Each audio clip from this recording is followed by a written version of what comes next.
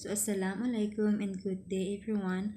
I'm Nilela Imatua. So now, let's discuss the lesson 2 which is about determining training requirements.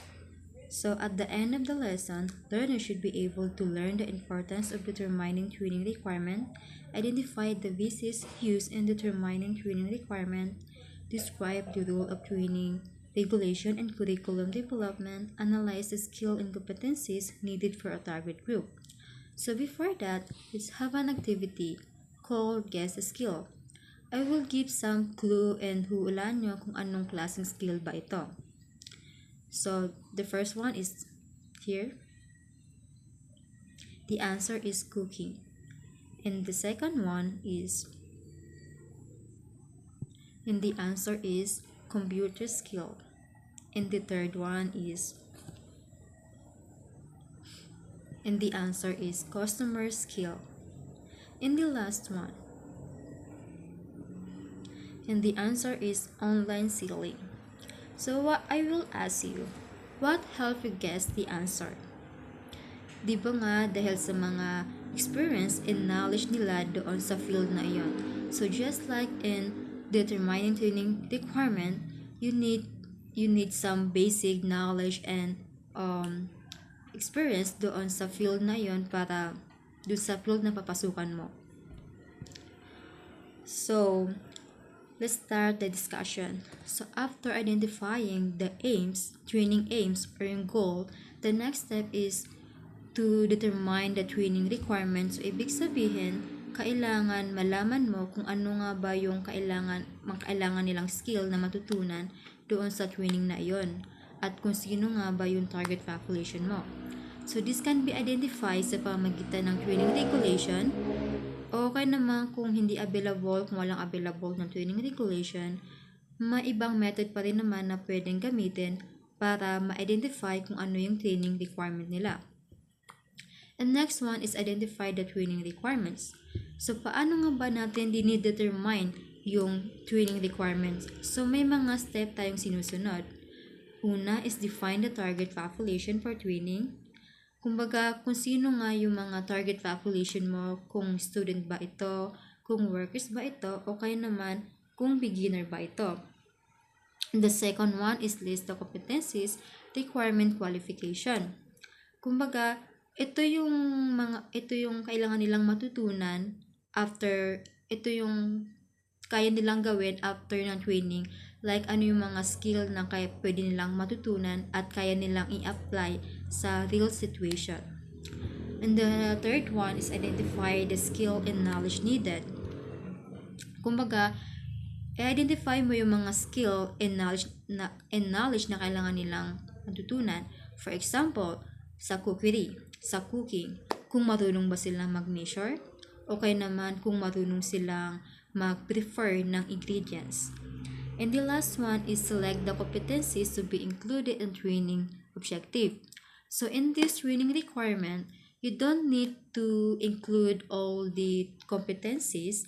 So you just need to select 1 and 4 times competencies para mas madaling matuto yung mga learners mo.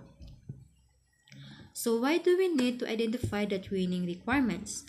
So una is para malaman kung ano nga ba ano yung mga kailangan nilang matutunan, kasi nga hindi naman pwede na magturo ka ng kung ano-ano. Kailangan clear kung anong specific skill and knowledge ang kailangan nilang matutunan doon sa training na yon. And the second one is para hindi masayang yung oras ng mga learners mo o kaya naman yung effort nila doon sa training na yon. Kasi nga kung hindi clear yung training requirement is baka may maituro ka na hindi naman kailangan nilang matutunan o kaya naman may malimutan kang maituro doon sa mga learners mo. And the third one is para maging relevant ito sa real situation.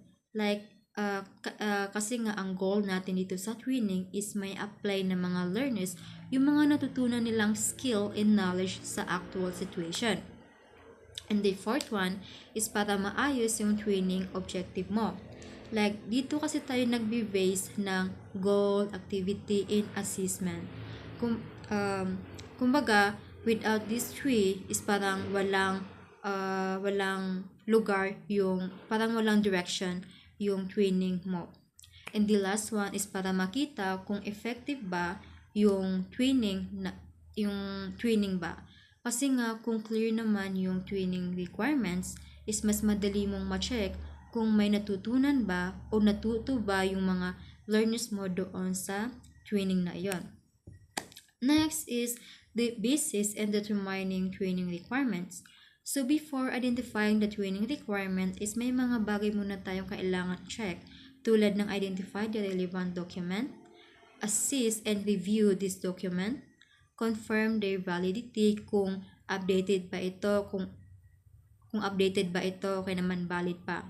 So this document included the training regulation, training need analysis report, skill requirement of emerging industries.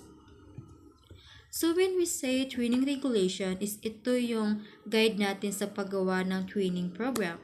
Like dito natin kinukuha yung mga important detail, like for example, ano yung ituturo natin dun sa training na iyon o paano natin ito ituturo o kaya naman paano natin ito i-assist sa mga learners mo. So there are 4 components of training regulation, which is ito yung qualification, competency standard, training standard, and assessment arrangement. So when we say qualification, is ito yung name of course. For example, cookery in situ. So this is my example. So this is example of qualification. Next is competency standard. Competency standard, ito yung mga skill and knowledge na kailangan nilang matutunan doon sa training na iyon. So this is example of competency standard. Next one is training standard. Kumbaga, ito naman is ito yung paano mo ituturo yung mga skill and knowledge sa mga learners mo doon sa training na iyon. So this example of training standard. And the last one is assessment arrangement. So from the word assessment, i-check mo kung natuto ba yung mga learners mo doon sa training na yon. So in conclusion, ang determining training requirement is very important para masigurado natin na ang training ay relevant, effective, and aligned sa needs ng learners and industries. So without this determining training requirement is hindi magiging successful ang anumang training program mo. And that's the end of my presentation. Thank you for listening. Thank you.